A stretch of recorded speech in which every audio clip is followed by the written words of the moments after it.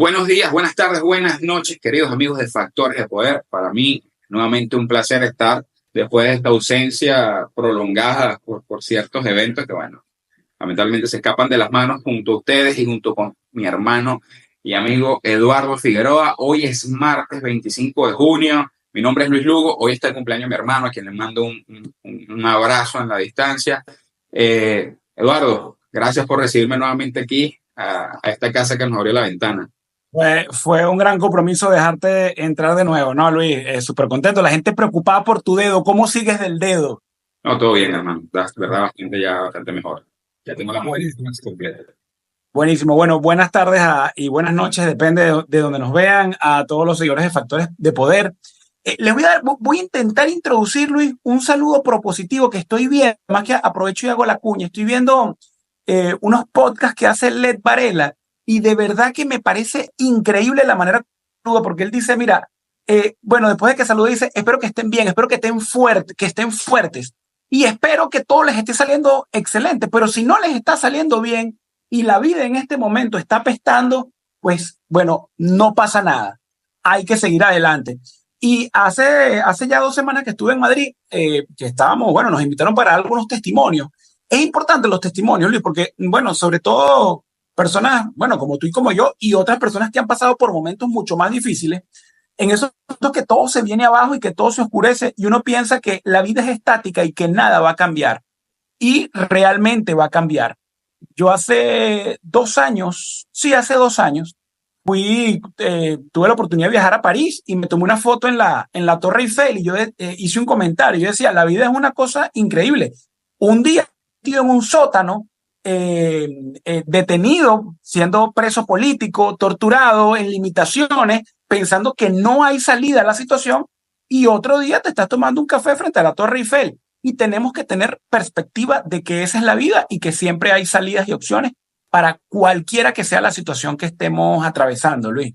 Charlie Chaplin decía que incluso los días malos tenían un fin, duraban 24 horas. Y es así, porque nada es estático. Todo tiene una sinergia y todo tiene este movimiento que pues, no permite que las cosas se mantengan en el tiempo. Y dentro de eso está también las cosas malas, como el régimen, como el comunismo, como todas estas cosas que nos vienen azotando desde hace muchos años. Muchas personas pueden decir, oye, pero es que ¿hasta cuándo? Como ese adagio que es muy popular que dice, ¿hasta cuándo lleva golpes Rocky? Bueno, llegará el momento en que nosotros pues nos toque estar encima de la ola y no debajo de ella para pues, disfrutar de las cosas que como sociedad y como pues, ciudadanía ejemplar venezolana merecemos. Mira, Luis, me recuerdo cuando estaba en el sótano de la DGCIN, que para los que no saben, yo estuve 16 meses en ese sótano y bueno, las condiciones son bastante adversas hasta cierto punto. Y siempre, claro, y estuve en una época que nada se compara en la actualidad. Entonces ahora es mucho peor. Pero yo estuve preso con un llanero. Y el llanero, cuando yo le decía, nos levantamos en la mañana y bueno, yo le decía, dame una buena noticia. Él me veía a los ojos y me decía, estamos vivos. Y nos reíamos mucho con eso. Entonces todos los días, dame una buena noticia, estamos vivos. Y entonces esa es la buena noticia. Luis, y para enganchar, hacer clic de una vez acá hay algo que yo quiero dedicarle hoy unos minutos. Es también sobre el tema de, bueno, lo que llaman psicología positiva. Porque con el pasar de los años, yo he visto que a nivel mundial, pero me voy a enfocar en Venezuela, se desarrolló como un auge, ¿no? Y es como que metieron en una licuadora a Walter Rizzo, a Paulo Coelho, bueno, a Miguel Ruiz, a Stephen Covey. Entonces licuaron todos esos autores de autoayuda y salieron unos monstruos sociales. Además que hay unas investigaciones interesantísimas sobre el tema de la psicología positiva. La psicología positiva es esto que venden donde tú tienes que ser feliz. Mira, me chocaron el carro, mi mujer me dejó, caí en bancarrota, pero yo tengo que estar feliz obligado, porque no, es que no puede ser pesimista y tal. Y hay unas investigaciones importantes porque rebaten esa teoría de la psicología positiva. La gente tiene que tener su periodo de luto en cualquier proceso que esté pasando y en cualquier proceso que sea adverso. Hay que ser realista. No podemos estar como el del sketch de Rayo Rochela que le decían mala praxis, que lo operaron y quedó con risa así. y él decía todo como contento y daba noticias trágicas. No, hay que enfrentar cuáles son las realidades. Si son adversas, bueno, llevar una conducta y una emoción de la mano con lo que tú estás viviendo, eso sí, y luego dar la página y seguir adelante. Salieron en Venezuela, bueno, cuando empezó esto del coaching, después nacieron una cantidad de corrientes locas, que si el CPR, que si, bueno, el círculo de realización personal, y eran, bueno, como estas corrientes de autoayuda que iban también mandando, dejándole mucha responsabilidad al universo. Y a mí me da mucha risa esto porque una vez leí un meme que decía, el universo está ocupado haciendo cosas de universo, está haciendo estrellas, está haciendo galaxias, está haciendo un hoyo. El universo no le interesa quién eres tú, o sea, es que no le importa absolutamente. Si a ti te va bien, no es por el universo, no es por que Mercurio está en retrógrado. Si te va mal, tampoco es por el universo. Sencillamente, bueno, depende de ti. Hay situaciones que no se pueden manejar, pero, y con esto cierro, leí un libro de Víctor Frank, que fue un psicólogo, un psiquiatra que estuvo en los campos de concentración de Auschwitz y Dachau, y él decía, la frase célebre de su libro, El hombre en busca de sentido, si no puedes cambiar la realidad, sí puedes cambiar la situación frente a esa realidad. Y entonces creo que es importantísimo esto porque también hay un tema social, de psicología social, a mí que me apasiona y además estudié un poco psicología social. Hay un tema social de masas en Venezuela que tiene que ser abordado. Hay que reciudadanizar y hay que alar de nuevo a tierra a nuestros conciudadanos, porque en 24 años, 25 años de comunismo, se nos ha mandado un mensaje donde todo lo malo que ocurre es culpa de otro. No es por tu mala persona, no es por tu mala actitud, no es porque seas un mal profesional, no es porque seas una mala persona, es porque es culpa de mi mamá, las constelaciones familiares, tengo que perdonar a un tatarabuelo, es porque es culpa del horóscopo, es porque es culpa de que soy negro, soy amarillo, soy chino, soy, bueno, lo que sea. Cierro por ahí, Luis. No, por favor.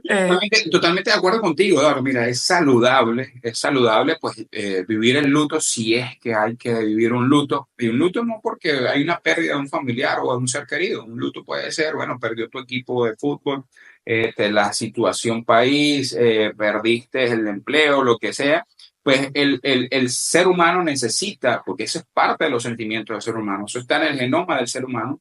Sin embargo, el mismo Víctor Frank decía que la diferencia entre una persona exitosa y una persona que vive sumida en el fracaso es la forma en que afronta cada situación y que no es igual afrontar una situación de manera positiva a una manera pesimista. A nosotros nos han dicho que somos pesimistas por las venideras elecciones y vuelvo y repito, y yo sí seguiré insistiendo en nuestro concepto. Nosotros queremos una salida ciudadana, nosotros queremos una salida donde de verdad existan elecciones libres, donde el ciudadano venezolano, la sociedad venezolana se puede expresar mediante un voto, porque, bueno, así las sociedades democráticas o los países democráticos, pues, eligen a sus dirigentes. En Venezuela, lamentablemente, no ocurre. Hay una retórica, y yo veía varias entrevistas esta mañana de muchachos que tienen diferentes ONG y todo esto. Entonces, no, que nosotros apoyamos a los prisioneros políticos y yo aplaudo eso, ¿no?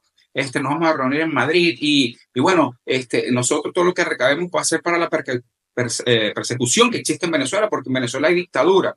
Pero entonces también habla a la misma, en la misma línea de las elecciones del 28 de julio. Entonces tú dices, bueno, pero ¿cómo es esto? Tú estás hablando en una dictadura y en la misma oración estás metiendo de que vienen unas elecciones y que es la salida que nos toca. Yo siempre he dicho, la sociedad venezolana, lamentablemente la de a pie, tiene solamente el voto en estos momentos como herramienta para pues, exteriorizar su voluntad. Sin embargo, el que ellos vayan a votar no quiere decir que vayan a elegir, porque lamentablemente el CNE, la Fuerza Armada y pues los principales sistemas están pues secuestrados por este régimen dictatorial. Entonces, a eso es lo que nosotros nos enfocamos diciendo, mira, es verdad, hay que ir a votar cuando se tenga que ir a votar, hay que expresarse como un ciudadano. Sin embargo, tenemos una realidad que no podemos negar y no podemos taparnos los ojos. ¿Y qué ocurre el día 29 de julio? Porque mucha gente se propone, bueno, y después el 28 que viene, el 29 de julio, y el 29 de julio puede existir una infinidad de escenarios. Como decía el Doctor Strange, hay 1000 escenarios y quizás solo uno sea el que convenga a Venezuela.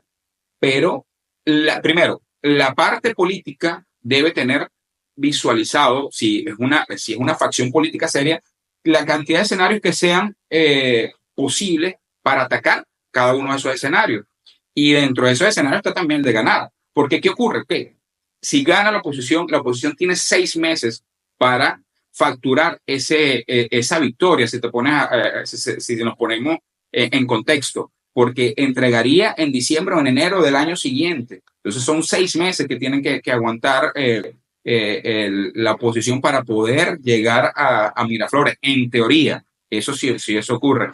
Y de ocurrir eso, hay cualquier cantidad de situaciones que son adversas, como la cantidad de paramilitares y grupos subversivos que existen en Venezuela, que apoyan al régimen de Nicolás Maduro y que seguramente se van a manifestar, pues tienen que tener una acción para cada una de esas situaciones, y yo espero que lo hayan valorado. Claro, Luis, pero bueno, además que esto es uno de los temas centrales el segmento del día de hoy. Y te lo pregunto para luego yo también, bueno, dar mi opinión. ¿Cuál crees tú que va a ser el papel de la Fuerza Armada en los escenarios, en los principales escenarios, que son dos? Se autoproclaman, porque sabemos que se autoproclamarán Maduro como presidente o como ganador, ya desgraciadamente, y para el luto de todos los venezolanos y de toda América, yo creo que del mundo, es presidente. Y también está el otro escenario de que por alguna razón, bueno, digamos que haya una victoria eventual de la oposición, reconocido o no. ¿Cuál crees que será el papel o no tanto el papel? ¿Cuál será la manera de responder o de actuar de la Fuerza Armada? Además que eso está en Bueno, boga, ¿no? es que eso va a depender mucho de la posición política de la oposición y de la ciudadanía. Porque, ¿qué ocurre? Si Maduro, como nosotros pensamos que va a ocurrir, se roba las elecciones y se proclama o se autoproclama presidente nuevamente, robándose las elecciones, la oposición debería tomar acciones para demostrar el robo de estas elecciones. Y ahí la Fuerza Armada, en teoría, debería buscar una salida institucional mediante las armas. O sea, ponerse del lado del ciudadano. Cosa que cuando tú me preguntas cómo va a actuar, yo creo que la Fuerza Armada que está hoy en día está aún más dinamitada de la que estaba hace 3, 4, 5 años, donde se reprimía, donde esa Fuerza Armada no tenía miedo de salir a apuntar sus armas en contra de la sociedad venezolana. Hoy en día, el militar venezolano, a mi juicio, está más, no sé, alienado de lo que es la revolución, y el que no está alienado, pues lamentablemente no tiene muchas tropas a su mando, o no tiene una cantidad de personal a su mando para hacerle un revés a la cantidad de gente, porque sabemos que las cúpulas altas de la Fuerza Armada están alineadas completamente con el régimen dictatorial. Quizás los mandos bajos o intermedios, de mayor hacia abajo, pudiesen estar en descontento porque realmente ellos no gozan de lo que pudiesen gozar esta estructura grande de lo que es el generalato o los oficiales superiores, que hablábamos temprano, que hay más grados militares generales que subalternos. Es increíble, pero Además, bueno, para colocar en contexto, es que recientemente Nicolás Maduro, además en un discurso, bueno, como lo que lo distingue a él, asqueante, asqueroso, sin ningún fondo más allá que, bueno, inyectar un poco más de odio e inyectar un poco más de división de la que ya tiene el país, pero él nombra un nuevo grado que es general del pueblo, algo así, como general del pueblo, Ezequiel Zamora. Además que Ezequiel Zamora fue un pedófilo que bandido, también creó un bandido, un sí, bandido. realmente fue un bandido, un forajido. Hay un libro que se llama Gómez, el amo del poder, y hay un capítulo que hablan de Zamora y dicen que cuando la leyenda idiota de Zamora, cuando Zamora llega al Táchira, por allá en 1860, con el grito tierra y hombres libres, los gochos lo corrieron. Dijeron, mira, aquí estamos trabajando en nuestras tierras, chamo, aquí estamos felices. Después de 30 años de las guerras, de las miserias de la guerra de independencia, estamos nuevamente repuntando en el comercio, fuera de aquí con tus idioteces. Pero bueno, ese es el nuevo cargo. ¿Qué puedes esperar tú de un sistema que romantiza la delincuencia? Tú ves los héroes de esta gente, son personas que fueron guerrilleros, personas que robaron bancos, personas que secuestraron. Porque ¿quién era el papá de Rodríguez y de Delcy Rodríguez? Un secuestrador, un delincuente, un malandro, un asesino. Eso era el papá de Delcy Rodríguez y hoy es un héroe nacional. Igual que todos estos guerrilleros entre el 70 y los 80 que dejaron sangre a su paso. Pero entonces hoy en día, o sea, según estos delincuentes también en curso, los en ejercicio, pues los enaltece. Yo te doy mi opinión sobre la Fuerza Armada, Luis. Mira, la Fuerza Armada. No, Eduardo, mira, para definir, la Fuerza Armada para mí va a actuar solamente si existe un detonante provocado por la oposición que a su vez repercuta en la sociedad que termine influyendo a la Fuerza Armada. De resto, no va a ser nada. Mira, y también para aclarar a las personas que nos ven, porque también hay muchas personas que, bueno, que estos son los radicales, que no están de acuerdo con las elecciones. Nosotros seguimos nuestra línea, no estamos de acuerdo con elecciones. Sin embargo, acercándose ya, prácticamente estamos a un mes de las elecciones, hay que ir analizando y haciendo un reencuadre de cuáles son las cosas que pueden ocurrir. En este particular queremos o estamos desarrollando el tema de la participación de la Fuerza Armada. La Fuerza Armada, yo lo he escrito ya en varios artículos, no es más que una montonera sediciosa. ¿Qué pasa? Tú dices algo que das en el clavo. La Fuerza Armada va a actuar de acuerdo a diferentes incentivos que puedan darse. Aquí no hay un amor, un llamado al clarín de la patria. Aquí no va a haber un llamado institucional. Aquí va a haber, bueno, como las veletas, a donde yo vea que va el viento, hacia allá yo voy. Porque los militares históricamente, pero sobre todo la parranda de mangas miadas de generales, ellos sencillamente, si al gobierno, al poder un judío, ellos se van a hacer judíos. Si al poder, al régimen llega un musulmán, ellos van a hacerse musulmanes. Si llega un comunista, pues como ahora, se convirtieron en comunistas. Y si llega un liberal, pues serán ahora los más liberales. Además que eso es algo que debe sancionarse y además debe, digamos, se deberían crear leyes, porque la Fuerza Armada, desde todo punto de vista, debe diezmarse, llevar al 10% del mamotreto ridículo e inservible que tienen ahora. Porque vamos a lo mismo, yo creo que la Fuerza Armada no, en un presunto escenario de represión, además que tú lo dices, está alienada, pero es que además no hay apresto, no hay profesionales, no hay equipos. Presuntamente llegaron unos equipos de orden público, pero es que entonces tampoco hay profesionales para que los lleven. Entonces, bueno, realmente las relaciones están ahí un poco en debate. ¿De qué depende esto? Bueno, y digo lamentablemente porque no le tengo fe a los grupos políticos, no le tengo en absoluto fe al G4, que desgraciadamente está formando parte de lo que es esta falsa unidad, porque son unos delincuentes. Leopoldo López, y tú que hablabas ahora de las ONG, porque eso fue una entrevista, si no me equivoco, que hicieron a una ONG que depende de voluntad popular. Se creó un clientelismo con esas ONG, se utilizan es para lavar dinero, para ser inyectado al partido y en lo que el partido considere bueno, es una caja negra inescrutable, pero en algún momento, cuando revienten todos estos desastres de corrupción, del interinato y de toda la red que tiene principalmente Leopoldo López y Julio Borges, tú vas a ver a los de las ONG que dependen de ellos. Yo no sabía. Pero por Dios, ¿cómo pasó esto? Yo soy inocente, que es lo mismo que va a pasar con los militares. No, tal cual, Eduardo. Es que es triste saber que se pelean en dos esquinas, se pelean en dos aceras. Porque cualquiera nos dice, y si nos viven diciendo, bueno, pero es que el enemigo es el régimen, y tienen toda la razón, el enemigo es el régimen. Pero el círculo o el anillo principal de seguridad del régimen es una falsa oposición.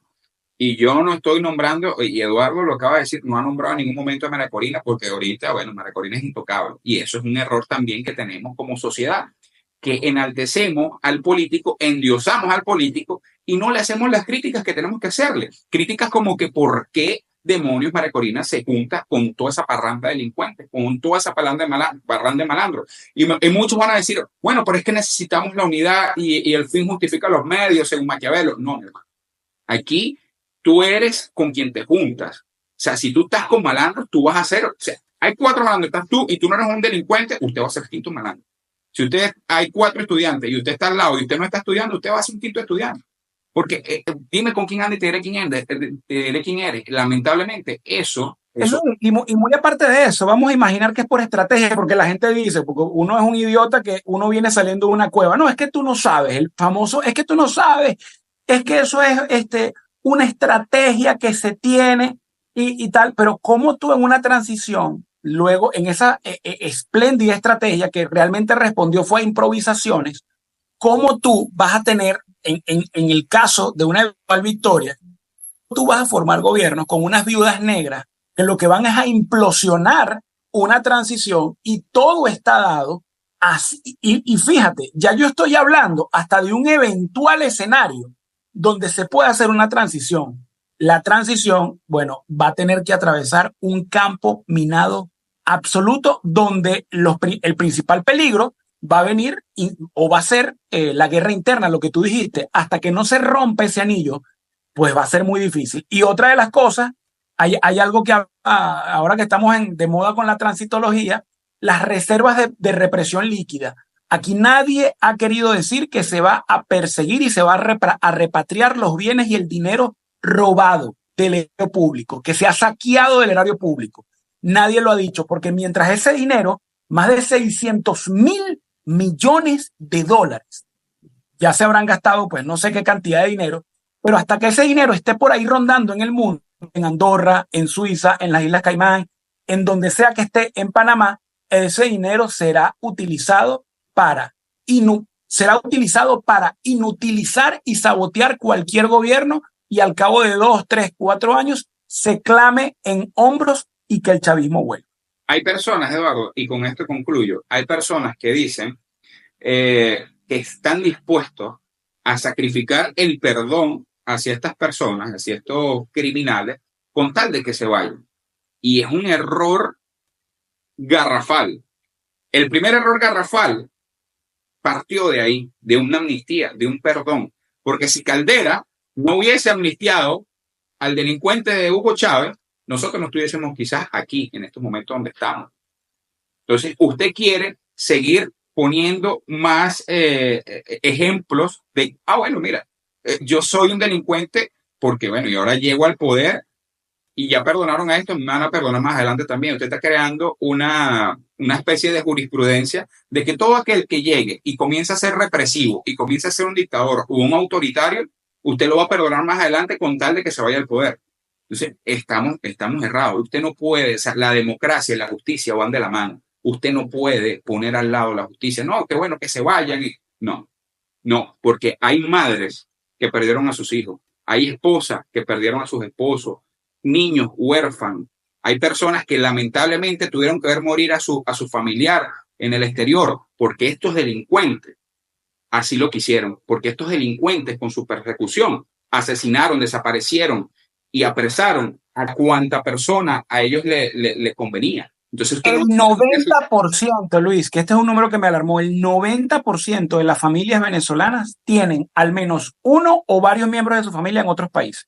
Entonces, usted no puede desligar la justicia de la libertad. La libertad y la justicia van de la mano. Una sociedad sin justicia, pues no es una sociedad, es un régimen. Entonces, analice bien el día de mañana cuando usted diga muy libremente o muy libremente, muy fresco, ¿no? Que se vayan y que no paguen nada. No. ellos tienen que Es ser que nadie, pasados por la nadie tampoco ha hablado, Luis. Bueno, no se ha hablado tampoco de los presos políticos y no se ha hablado tampoco de justicia transicional. No se ha hablado de cómo se tiene y cómo se y es necesario que ¿no? se haga un proceso de justicia transicional. Un- Si lo han hablado, si lo han hablado, ¿cómo es posible que el señor Edmundo diga, no, bueno, ellos siempre van a tener un espacio político aquí? O sea, mira, lo primero que hizo, o sea, cuando se deshizo la Unión Soviética en muchos países, fue eliminar el comunismo, porque eso fue lo que generó la hambruna y la mortandad en aquellos países, en la mayoría de aquellos países. Entonces, ¿cómo aquí tú vas a dejar un partido de político que lo que significa es muerte, persecución, delincuencia, robo? y fanatismo, cuando me refiero a la justicia transicional, son procesos en donde se haga un seguimiento a todo el desfalco, a toda la violación de derechos humanos que se haga y lo que tú dices, cómo tú pretendes gobernar con semejantes antagonistas al gobierno que sea que tú quieras dentro de, que es lo que le está pasando a Milei, gracias a Dios, hasta el momento ha sabido cómo sortear esto. En el aparato estatal que él tiene o que él tenía previsto, pues mira, estamos hablando de que son miles de puestos de importancia en la administración pública y todavía no ha podido deshacerse del kirchnerismo. Pero bueno, vi por ahí la noticia, primera semana en 30 años en Argentina, sin que la Inflación. inflación. Exactamente. Entonces, bueno, esperemos que este experimento siga saliendo bien. Luis, para cerrar el programa, quiero, a los que no lo saben, nosotros colaboramos y formamos parte de lo que es la directiva de la ONG de familiares de presos políticos militares. Voy a dejar en la parte de abajo de acá, le vamos a pedir a los amigos de la edición que coloquen la cuenta CELE. ¿Por qué? Esto es una de las únicas, o hasta el momento, la única ONG que tiene auditoría en caliente y abierta para el que quiera saber a dónde va el dólar que va o que está donando. Lo podemos hacer. Nosotros vivimos o tenemos, hacemos intentos trimestrales de colectas para ayudar a los presos políticos con medicina, a sus hijos, a sus familiares directos.